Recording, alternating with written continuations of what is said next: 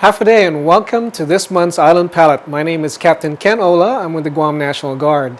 And with me today is Jane Mendiola. I'll call her Auntie Jane, okay? You can call her Auntie Jane too. So Auntie Jane, she's going to teach us how to make Beef Tinaktak. And I think I've tried it before, but now I'm going to learn how to make it, okay? So what are our ingredients to start off with? Okay, first of all, we have 1 pound of ground beef, coconut oil, chopped onions, diced garlic, cut beans, chopped tomatoes, some black pepper, and here I have chicken bouillon, or you can use salt for taste. I prefer chicken bouillon because it gives it a little bit flavor. What's the first ingredient we want to put in? First of all, what you want to do is you want to brown your ground beef. So with this, you want to go ahead. It's going to take a little time for the ground beef to start browning. So what you want to do to make it faster is cover the pot for a while. Let it sit for a while. Ground beef is normally fatty, but if you notice there's a lot of oil, a lot of fats in here. All right, what we do is that after it's cooked, we'll drain the fats. So in that way, you'll have to put it right back into the pot, and then that's when you'll start your ingredients. So Auntie Jane, what's next? Now we got the beef cooked. Yeah. Now that the beef is cooked, what we want to do is we're going to go ahead and drain the oil. Now that the fat is drained, it's back into the pot. At this time, add your garlic. How much garlic is there? I use 1 whole garlic. Garlic is good for your heart and your blood. And then put the onions. This is 1 small onion, really small. Garlic and 1 small onion. Go ahead and put a teaspoon of black pepper, 2 tablespoons of chicken bouillon.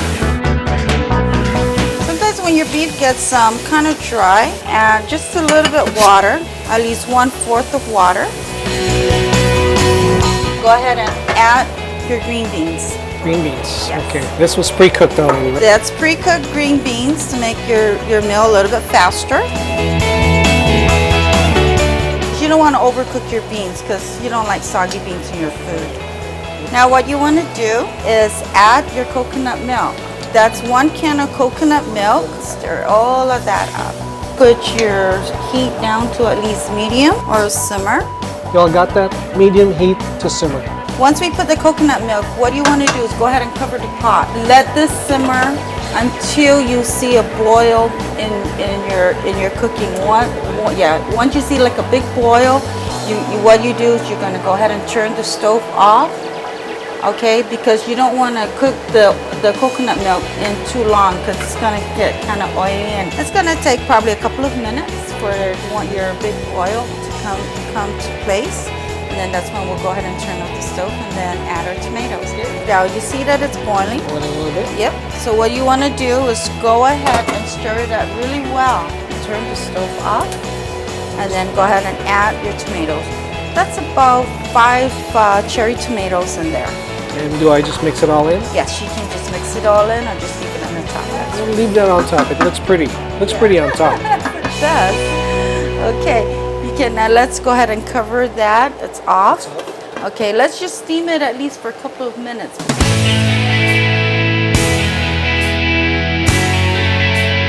You can actually taste a little bit of the bouillon, the chicken, and the saltiness depends on how much salt you want. So you can add some more salt if you want, but to me it's just fine.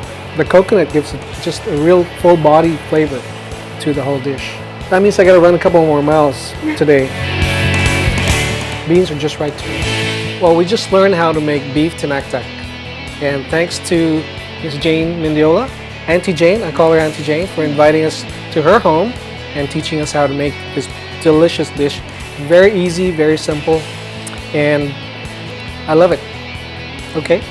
Auntie Jane, thank you. Yes, thank you, Captain, for coming over to my home. It was a pleasure teaching you how to make our tomorrow beef tinaktak. I hope you enjoy it, and you and your family will one day try to cook it at home and enjoy it.